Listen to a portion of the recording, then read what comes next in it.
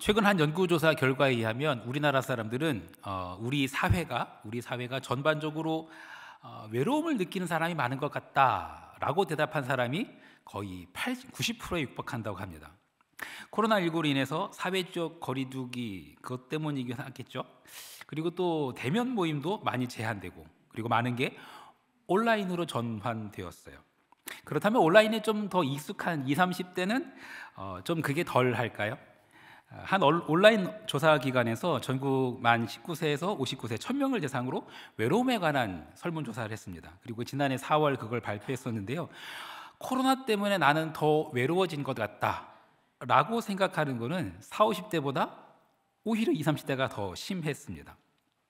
정서적으로 좀 더 예민하고 감수성도 풍부한 세대라서 그럴 수 있겠습니다만, 그런데 그 외로움이라는 것이 온라인으로는 채워지지 않았던 것 같아요. 여러분은 어떻게 생각하십니까? 사귐이라는 것을 온라인으로 정말 다 채워낼 수 있을까요? 에즈베리 신학교의 선언교학 교수인 하버드 스나이더가 이렇게 말했습니다. 우리는 어떻게 성경에서 말하는 그 공동체를 흉내내는 데 그치지 않고 진정으로 깊이 배울 수 있는가? 신약 성경에 있는 코이노니아라는 의미로서의 공동체는 소달구지 몰던 세대든지 인터넷 세대든지 간에 얼굴을 맞대고 하는 소통이 있어야 한다. 어떤가요, 여러분? 동의되십니까? 사람은요, 누군가를 만나며 살아야 합니다. 우리에게는 사귐이 필요해요. 하지만 현실은 많은 이들이 외로움 때문에 신음하고 있습니다. 외로움, 사귐의 단절, 이제 그것은 국가적인 문제로까지 여겨지고 있어요. 사귐의 단절이라는 것이 사회 전체를 흔들 만큼 아주 큰 문제로 인식되고 있는 겁니다. 실제로 영국은요, 2018년 1월 세계 최초로 외로움부 장관이라는 것을 신설했어요. 외로움을 줄이는 일이 의료비를 줄이는 건 물론이고 교통사고, 범죄, 그리고 극단적인 선택을 줄이는 일이랑 아주 직결된다고 봤기 때문이에요. 일본은 코로나19로 인해서 극단적인 선택이 아주 급증했다고 합니다. 그래서 일본도 지난해 2월 고립 담당 장관을 임명했어요. 국가의 책임 아래 이 고독에 방치된 사람들을 지원하겠다라는 겁니다. 외로움, 이거는 그저 개인의 문제가 아니라 나를 살리고 나라를 살리기 위해서라도 우리에게는 사귐이라는 게 필요해요. 미국이 대공황으로 많은 이들이 수렁에 빠져가던 시절, 사람들은 이런 질문을 하게 되었습니다. 도대체 행복한 인생이라는 것이 뭔가? 누가 행복한 인생을 살까? 하버드 재학생이랑 저 빈민가 청년 중에서 누가 더 행복한 삶을 살게 될까? 이런 질문 끝에 1938년 하버드대 연구팀이 724명을 대상으로 심층 연구에 들어갑니다. 그리고 그때부터 지금까지 무려 85년 동안 그들의 삶을 추적하면서 연구를 했어요. 미국 역사상 인간의 삶에 대한 최장기 연구 프로젝트입니다. 이름하여 하버드 성인 발달 연구입니다. 85년째 계속 이 연구를 하고 있다 보니 그 연구의 책임자도 몇 번 바뀌었거든요. 지금은 4번째 책임자입니다. 하버드 성인 발달 연구의 현재 디렉터는 바로 이분 로버트 웰딩거 교수입니다. 국내 한 언론사에서 2023년 새해 특집 글로벌 석학 인터뷰 그 첫 대상으로 이분을 선정했어요.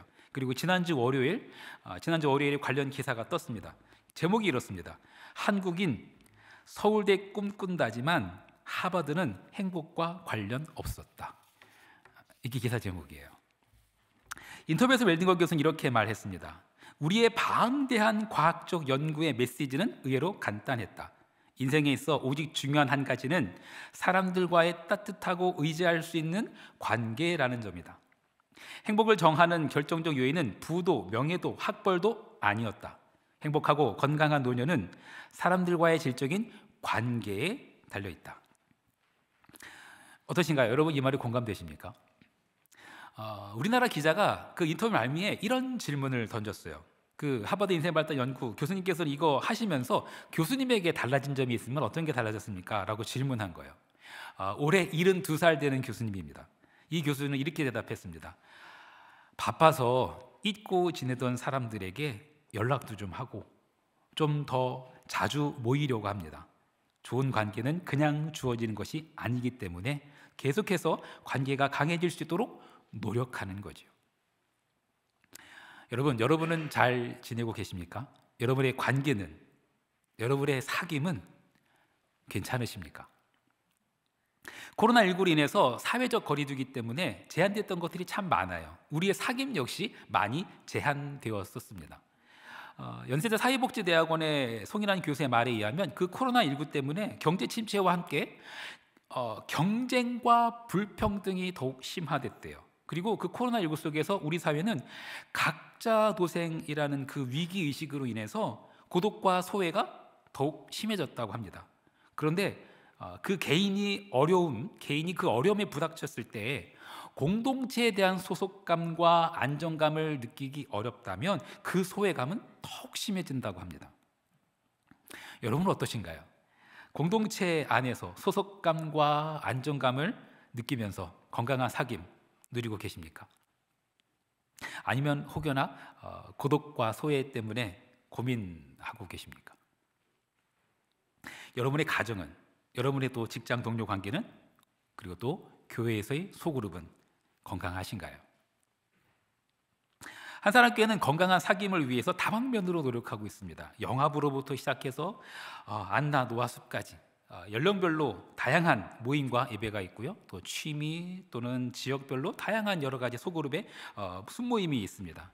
지금처럼 이렇게 수백 명이 모여서 함께 예배하는 이 대그룹 예배도 정말 중요하지만 적은 숫자가 모여서 그 소그룹에서, 그 순모임에서 나누는 교제가 정말 중요합니다. 왜냐하면 진짜 사귐은 그 소그룹 안에서 이루어지니까요. 공동체에 대한 소속, 사귐, 이것은 우리에게 꼭 필요한 것임에도 불구하고 우리를 참 부담스럽게 하기도 합니다. 누군가와의 만남, 사귐이 나를 불편하게 하기도 해요. 나를 잘 알지도 못하면서 함부로 나를 판단할 것 같은 거예요. 내 모습 있는 그대로 받아들여질지 솔직히 믿음이 가지 않는 거예요. 그래서 아예 혼자 있는 것을 선택하기도 합니다. 하지만 우리는 기억해야 돼요. 스스로 필요해서 선택한 고독, 그것은 사색 또는 자유와 해방감을 줄 수 있지만 사귐이 깨어짐으로 인해서 생긴 고립은 외로움과 소외감을 불러옵니다. 이 상태가 길어지면 심리적으로는 우울증이 올 수 있고요, 신체적으로도 또 다른 질병을 야기할 수도 있습니다. 우리는 혼자 살 수 없어요. 누군가와 함께 살아야 합니다. 우리는 사귀도록 창조된 존재이기 때문에 그렇습니다. 자, 그렇다면 우리는 어떻게 사귀어야 할까요? 오늘 우리가 읽은 본문을 한번 살펴보겠습니다. 요한일서 1장 3절 말씀입니다. 우리 한번 같이 읽을까요? 시작. 우리가 보고 들은 바를 너희에게도 전함은 너희로 우리와 사귐이 있게 하려 함이니 우리의 사귐은 아버지와 그의 아들 예수 그리스도와 더불어 누림이라. 네, 우리의 사귐은 아버지와 그의 아들 예수 그리스도와 더불어 누림이라. 성경이 이렇게 말해요. 예수 그리스도와 더불어 누리는 사귐. 여러분, 이 사귐은 어떤 것일까요? 사귐, 코이노냐. 한 번쯤 들어보신 단어일 겁니다. 이게 오늘 본문에 등장하는 사귐에 해당하는 헬라어입니다. 영어 성경에서는 이 코이노냐를 펠로우십이라고 번역했어요.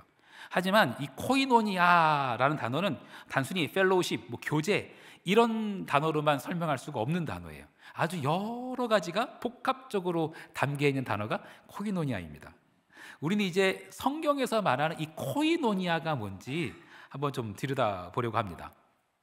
먼저 인류 최초의 사귐을 한번 기억해 봤으면 해요.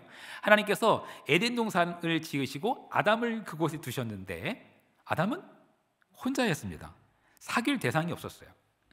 하나님께서는 아담이 혼자 있는 것이 보기 좋지 않다라고 하셨어요. 아담을 지으시기 전부터도 그럴 줄 아셨을 겁니다. 그런데 아담이 외로움과 고독을 느끼게 하신 후에야 하와를 허락하세요. 그런데 하와를 아담에게 허락하시기 전에 하신 일이 있어요.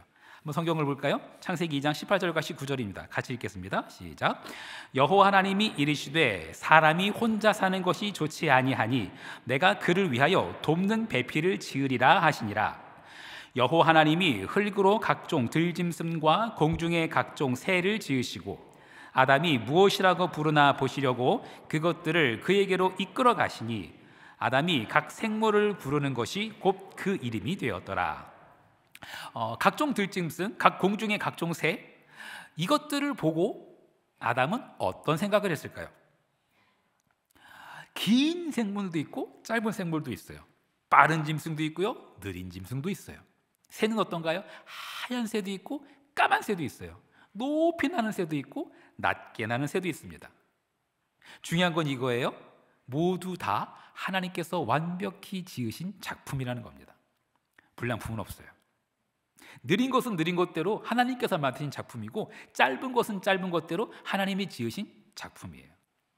하나님이 이 작품들을 보고 뭐라고 그러시는지 아세요? 창세기 1장 31절 같이 읽겠습니다. 시작. 하나님이 지으신 그 모든 것을 보시니 보시기에 심히 좋았더라. 저녁이 되고 아침이 되니 이는 여섯째 날이니라. 하나님 보시기에 모든 것이 보기 심히 좋았습니다. 아담도 그랬을 겁니다. 모든 각양각색의 특징들이 존귀하게 보였을 거예요. 아담의 눈에도 모든 것이 보기에 심히 좋았습니다. 자, 이제 하나님께서는 아담에게 하와를 허락하실까요? 아담과 하와의 그 첫 사귐 시작될까요? 아니에요. 하나 더 있어요. 하나만 더 볼까요? 창세기 2장 21절로 23절 같이 읽겠습니다. 시작. 여호와 하나님이 아담을 깊이 잠들게 하시니 잠들매 그가 그 갈빗대 하나를 취하고 살로 대신 채우시고, 여호와 하나님이 아담에게서 취하신 그 갈빗대로 여자를 만드시고 그를 아담에게로 이끌어 오시니, 아담이 이르되 이는 내 뼈 중에 뼈요 살 중에 살이라. 이것을 남자에게서 취하였은즉 여자라 부르리라 하니라. 하나님께서는 아담을 깊이 잠들게 하십니다. 이것은 황홀한 잠이었어요. 충분한 쉼이었고 하나님 안에서의 안식이었습니다. 사람과의 사귐에 앞서서 우리는 만물의 창조자이신 하나님의 그 섭리에 대한 경외함이 필요해요. 길건 짧건 빠르건 느리건 모두 하나님께서 지으신 작품이구나. 거기에 대한 경외함이 필요해요. 그리고 나 자신에 대해서 여유를 가지고 안식을 누리며 하나님 품에 안기는 그 시간이 필요해요. 자, 이제 드디어 인류 최초의 사귐, 아담과 하와가 만나는 순간입니다. 자, 어떻게 됐을까요? 아담이 하와를 보고 막 달려갔을까요? 그렇지 않아요. 몬레알레 대성당이라고 시칠리아 섬에 있는데요, 거기 있는 작품이에요.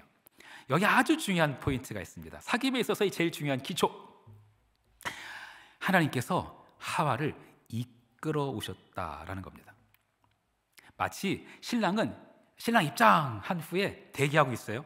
그런데 하와는 그냥 오지 않아요. 하와가 신부 입장해야 되는데 그냥 오지 않아요. 아버지 하나님께서 살포시 손을 잡고 이끌어 오세요. 이게 왜 중요한지 아십니까? 우리가 누군가를 만날 때 그 사람이 느리건 빠르건 길건 짧건 하나님의 작품이라고 봐야 하고, 그리고 또한 그 사람을 붙잡고 있는 하나님의 손을 볼 수 있어야 해요. 그 사람은 하나님께서 내게 이끌어 오신 사람입니다. 어떤가요? 남자가 여자를 만날 때 그냥 만날 때랑 그 여자 아빠랑 같이 만날 때랑 같을까요? 다를까요? 제 얘기해 볼까요? 제가 제 아내랑 둘이 있을 때랑 장인어른이랑 같이 만날 때랑 다르죠. 같을 수가 없습니다. 당연히 다릅니다. 기억하십시오. 내가 만나고 있는 그 사람은 하나님의 딸입니다. 하나님의 존귀한 아들이에요. 하나님의 소중한 작품입니다. 이게 사귐의 아주 중요한 기초 중의 기초예요. 하지만 보기 힘이 좋았던 그 사귐은, 벗었으나 부끄러워하지 않았던 그 에덴의 사귐은 깨어졌어요. 선악과를 범한 후 아담과 하와는 서로를 부끄러워하게 되었습니다. 사귐은 깨어졌어요. 하지만 하나님께서는 우리를 그렇게 깨어진 채로 두기 원하지 않으셨어요. 예수 그리스도의 십자가, 그 십자가는 우리의 죄를 씻을 뿐 아니라 우리의 깨어진 사귐도 회복하십니다. 예수께서 십자가에 달리시기 전 이 잔을 내게서 옮기옵소서, 그러나 아버지 뜻대로 되기를 원하나이다, 이 기도만 하신 거 아닙니다. 요한복음 17장을 보면 그 17장 전체가 예수님의 기도예요. 예수님께서는 십자가를 앞두고 이렇게 기도하셨습니다. 요한복음 17장 11절 말씀. 나는 세상에 더 있지 아니하오나 그들은 세상에 있사옵고 나는 아버지께로 가옵나니 거룩하신 아버지여 내게 주신 아버지의 이름으로 그들을 보전하사 우리와 같이 그들도 하나가 되게 하옵소서. 곧 있으면 예수님께 침을 뱉고 채찍질을 하고 손과 발에 못을 박아 십자가에 매달을 그 사람들인데, 아버지께서 예수 그리스도께서 주신 그 이름으로 저들을 보존하시기를, 그리고 아버지 하나님과 아들 예수 그리스도의 하나 되심처럼 저 사람들도, 저 사귐이 깨어진 사람들도 하나가 되게 하옵소서. 이게 십자가 지시기 전 예수님의 기도입니다. 이 기도는 이루어질까요? 우리는 하나 될 수 있을까요? 그냥 하나됨도 아니고 아버지 하나님과 아들 예수 그리스도께서 하나이시듯 그렇게 우리도 하나 될 수 있을까요? 우리의 사귐은 회복될 수 있을까요? 성경에서 말하는 사귐, 코이노니아, 그것이 어떤 것인지 살펴보면서 한번 답을 찾아가 보고자 합니다. 히브리서 13장 16절 말씀 한번 같이 읽으실까요? 시작. 오직 선을 행함과 서로 나누어 주기를 잊지 말라. 하나님은 이 같은 제사를 기뻐하시느니라. 네, 로마서 15장 26절도 같이 읽을까요? 이는 마게도냐와 아가야 사람들이 예루살렘 성도 중 가난한 자들을 위하여 기쁘게 얼마를 연보하였습니다. 네, 나눠주는 거, 연보하는 거. 우리 성경에 이렇게 번역되어 있지만 헬라어 원어로는 둘 다 코이노니아입니다. 성경에 기록된 연보가 여러 가지 있는데 모든 게 다 코이노니아 아니고요. 로마서 15장에 등장하는 저 연보는 코이노니아입니다. 진정한 사귐, 그것은요 말로만 사귀는 거 아닙니다. 나누는 겁니다. 한 남자가 어느 여자를 좋아하는지 확인하는 아주 쉬운 방법이 있습니다. 어느 여자에게 돈 쓰는지 보면 확실합니다. 여러분의 수입이 잘 되길 원하십니까? 지갑 열어야 됩니다. 나누는 것이 진짜 코이노니아입니다. 나누고 나의 물질을 나누는 것을 넘어서서 시간을 나누고 공간을 나누는 것 필요합니다.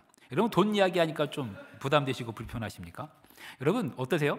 손자 손녀 위해서 지갑을 마구 열어짓게는 할아버지 할머니 보시면 어떤 마음 드십니까? 저거 미련하고 안타까운 마음 드십니까? 아니죠. 보는 사람도 행복해요. 그거 못해요. 덩달아 행복해지죠. 진정한 사귐은 효율성 따지지 않습니다. 계산기 두드리지 않아요. 우리 교회 순모임 살펴봐도 답이 나옵니다. 시간과 공간면을 살펴볼까요? 주일 예배 모인 김에 교회에서 모이는 모임, 어쩔 수 없이 그래야 하는 모임도 있겠습니다만 집에서 모이고 밥까지 같이 먹는 그 순모임과 분명한 차이가 있어요. 시간과 공간에 대한 나눔이라는 면에 있어서 차이가 분명합니다. 어느 모임이 더 진실하고 깊이 있는 사귐이 될까요? 정말 쉬고 싶은 급족 같은 시간, 나도 눕고 싶은 꿀맛 같은 시간, 그 시간 쪼개서 모이는 거, 그리고 나의 공간, 나의 집, 그것을 남에게 오픈하는 거, 그리고 내 밥솥 열어가지고 나눠 먹는 거, 그렇게 시간과 공간과 물질을 나누는 거, 여러분 이게 솔직히 얼마나 부담됩니까? 그런데 그게 바로 건강한 사귐의 비밀 아닌 비밀이더라고요. 남이 내 집에 들어오는 거, 내 아까운 시간 남에게 나누는 거, 그건 부담이나 불편함이 아니라 그게 행복이고 그게 평화예요. 평화는 어떤 걸까라는 제목의 책이 있습니다. 평화는 뭘까? 복잡하게 설명하지 않더라고요. 평화란 네가 있어서 다행이다 라고 말하는 거래요. 네가 있어서 다행이다. 누군가가 내 집에 들어와서 내 밥솥에서 밥을 먹어요. 이게 부담이고 불편함이 아니라 네가 있어서 다행이다. 내 집에 와서 나랑 같이 밥 먹어줄 네가 있어서 다행이다 라고 말하는 거, 그게 평화고 그게 사귐이래요. 바라건대 우리 순 모임이 그랬으면 좋겠어요. 코이노냐가 등장하는 성경 구절 하나 더 살펴볼게요. 고린도전서 10장 16절 말씀 같이 읽겠습니다. 시작. 우리가 축복하는 바 축복의 자는 그리스도의 피에 참여함이 아니며 우리가 떼는 떡은 그리스도의 몸에 참여함이 아니냐. 네, 성찬식 할 때 등장하는 성경 구절이죠. 이 성경 구절에서 참여함, 이것도 헬라어로는 코이노니아예요. 내 물질과 시간 공간을 나누는 게 코이노니아라고 그랬죠. 근데 그것을 넘어서서 그 사람의 삶에 내가 참여하는 거, 그게 코이노니아래요. 그 사람의 아픔에 내가 참여하고 그 사람의 기쁨에 내가 참여하는 거, 그게 코이노니아예요. 임디언 속담에 이런 말이 있습니다. 그의 목화신을 신고 2달을 걷기 전에 그 사람을 판단하지 말아라. 목화신은 그 임디언들이 신는 그 가죽 신발을 말합니다. 그 사람의 입장이 돼 봐야 된다는 거예요. 그 사람의 처지가 돼 봐야 된다는 거예요. 긴 사람은요, 짧은 사람 입장 돼 봐야 왜 그랬는지 알게 돼요. 빠른 사람은요, 느린 사람의 입장이 돼 봐야 그가 왜 그럴 수밖에 없었는지 이해하고 용납하게 돼요. 상대방의 입장을 알고 이해하고 용납하게 되면 함부로 판단하지 않아요. 입장이 되어주는 거, 그 사람의 삶에 참여하는 거, 그거 어떤 걸까요? 그 사람의 기쁨을 나의 기쁨으로 여기고 함께 기뻐하는 거, 그 사람의 아픔을 나의 슬픔으로 여기고 함께 품어내는 거. 여러분, 빗속에서 비를 맞으며 울고 있는 사람이 있다면 어떻게 해야 될까요? 우산 씌워주는 것도 도움이 되겠지만 진짜 위로는 옆에서 같이 비 맞아주면서 함께 울어주는 거예요. 나는 네 편이라고 말해주는 거. 나는 네 편이라고 말해주는 거. 그 사람의 삶에 참여하는 거. 그게 진짜 사귐이에요. 그런데 이렇게 열심히 나눠주고 또 그걸 넘어서서 그 사람의 삶에 참여하고 같은 입장이 되어주고 여기까지만 하면 세상의 사귐과 크게 다르지 않은 것 같아요. 성경이 말하는 코이노냐 하나 더 있어요. 한 목소리를 같이 한번 읽어볼게요. 고린도후서 13장 13절 말씀 시작. 주 예수 그리스도의 은혜와 하나님의 사랑과 성령의 교통하심이 너희 무리와 함께 있을지어다. 성령의 교통하심, 이게 뭐죠? 성령께서 뭐 교통경찰 되셨다는 뜻일까요? 그건 아니고요. 성령께서 교통하심이라고 번역되어 있지만 이 교통하심도 헬라어로는 코이노냐입니다. 우리에게는요, 예수 그리스도의 은혜 필요해요. 하나님의 사랑 필요해요. 그리고 꼭 하나 더 필요한 게 있어요. 이거 놓치면 안 돼요. 그게 바로 성령의 교통하심, 성령의 코이노냐, 즉 성령의 사귐이에요. 열심히 나눠주고 뭐 서로의 아픔, 슬픔, 기쁨에 동참하고 참여하고 그랬는데도 온전한 사귐에서 뭔가 부족한 것 같아요. 뭔가 허전한 것 같아요. 잘 안 되는 것 같아요. 그 이유가 여기 있어요. 그 사귐 속에 성령의 코이노냐가 없기 때문이에요. 성령이 없는 나눔, 성령이 없는 참여함, 그것은 온전한 사귐이 될 수 없어요. 사랑하는 성도 여러분, 여러분의 사귐에 가정 안에서, 직장 안에서, 여러분의 숨모임 안에서 그 사귐에 성령님을 초청하십시오. 여러분의 사귐이 성령의 사귐으로 채워질 수 있도록 기도하십시오. 분명히 놀라운 변화가 있을 것입니다. 여러분, 처음 말씀드렸던 사귐의 아주 중요한 기초 기억나시나요? 당신은 하나님의 작품이고 당신을 내게 이끌어오신 분이 하나님이십니다 라는 고백. 여러분, 이 고백은요, 내 노력으로 안 돼요. 내가 열심히 물질과 시간과 공간을 나눈다고 해도 안 돼요. 그리고 막 그 사람이 입장이 되어서 열심히 이해해 보려고 해도 이 고백 나오지 않아요. 성령께서 성령의 코이노냐를 우리에게 부어주셔야, 그래야 당신 하나님의 작품입니다, 당신을 내게 이끌어온 분이 하나님이십니다 라는 고백이 나와요. 진정한 사귐, 그것은 성령께서 하시는 일이에요. 저는 지금까지 살펴본 이 성경에 말하는 코이노냐를 이렇게 요약해보고 싶어요. 나눠주고 참여하고 성령의 교통하심으로 너와 내가 함께하는 것. 사귐, 이 사귐이라는 단어는 명사입니다. 그런데 이 사귐을 뜻하는 명사 코이노냐가 동사가 되면 어떻게 될까요? 마지막으로 성경을 한 구절만 더 읽겠습니다. 갈라디아서 6장 6절 말씀 같이 읽겠습니다. 시작. 가르침을 받는 자는 말씀을 가르치는 자와 모든 좋은 것을 함께하라. 함께하라. 코이노네오, 이게 바로 코이노니아라는 명사가 동사로 변한 단어입니다. 코이노냐가 동사가 되면요, 함께한다는 말이 돼요. 하나님께서 2023년 우리 한 사람께 주신 키워드가 바로 함께입니다. 우리는 함께해야 해요. 우리는 사귀어야 해요. 코이노니아 해야 해요.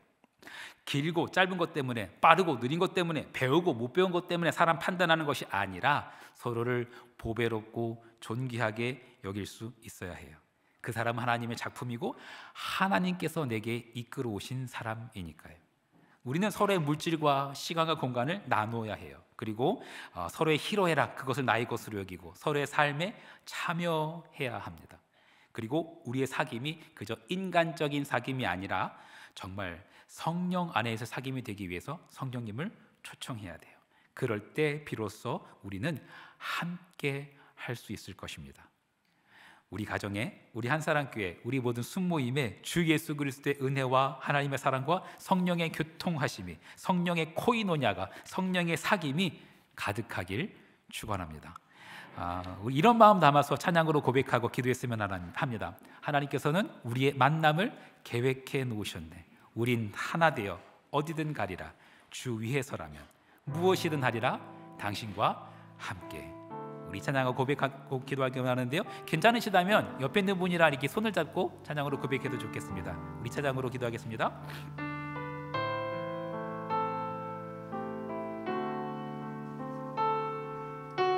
우리 함께 찬양합시다. 하나님께서는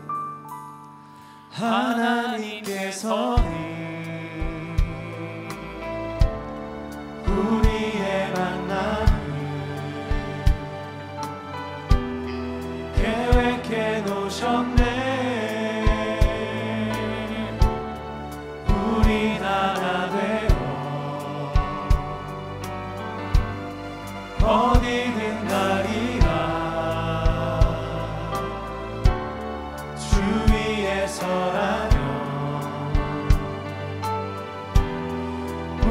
당신은 하리라.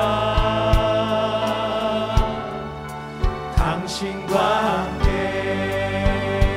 우리는 하나 되어 우리는 하나 되어 함께 걷네 하늘 아버지 사랑 안에서 우리는 기다리며 기도하네 우리의 삶에 사랑 넘치도록. 우리는 하나 되어 함께 걷네. 우리는 하나 되어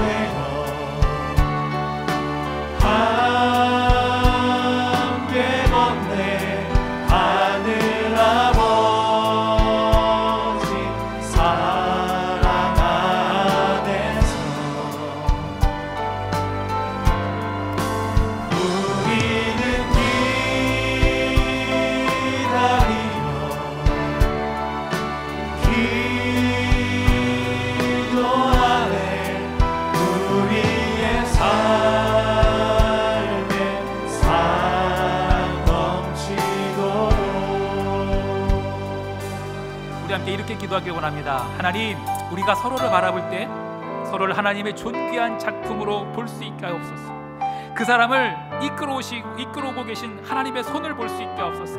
하나님께서 내게 이끌어오신 그 사람을 위해 나의 물질과 시간과 공간을 나눌 수 있게 하시고, 기쁨이든 슬픔이든 그 사람의 삶에 참여할 수 있게 하시고, 무엇보다 성령의 교통하심을, 성령의 코이노냐를, 성령의 사귐을 충만하게 부어주시옵소서. 2023년 우리 가정이, 우리 교회가, 우리 순모임이 온전한 사귐으로 함께 걸어가게 하여 주시옵소서. 우리 주여 한번 외치고 통성으로 기도하겠습니다.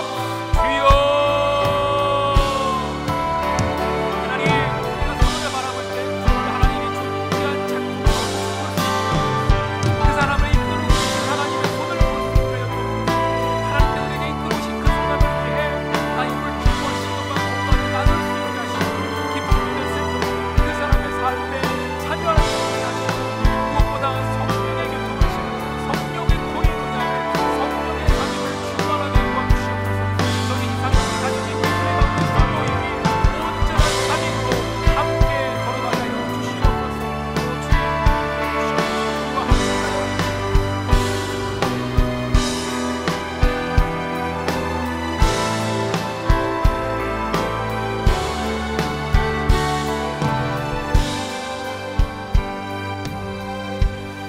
하나님 아버지, 이 땅에 교회를 세워주셔서 감사드립니다. 주님의 몸된 교회를 우리가 더욱 사랑하게 하여 주시옵소서. 우리 교회 안에 함께하는 많은 성도들이 다 주께서 우리에게 이끌어 오신 사람들임을 믿게 하여 주시옵소서. 이미 우리와 함께 하시는 성령 하나님, 주의 능력으로 우리가 성도들과 함께 교제하며 하나님의 풍성한 은혜를 누리게 하여 주시옵소서. 홀로 신앙생활하는 이들이 없게 하여 주시옵소서. 거룩한 사귐 속에서 하나님의 계획을 이루어 나가는 우리 한사랑교회가 되게 하여 주옵소서. 코로나19의 시대에도 서로를 향한 성도의 사귐이 사라지지 않게 하시고, 이전보다 더욱 강한 사랑의 공동체를 이루게 하여 주시옵소서. 우리가 사랑함으로써 예수 그리스도의 제자라는 증거를 얻게 하여 주시옵소서. 예수 그리스도의 이름으로 기도하옵나이다. 아멘.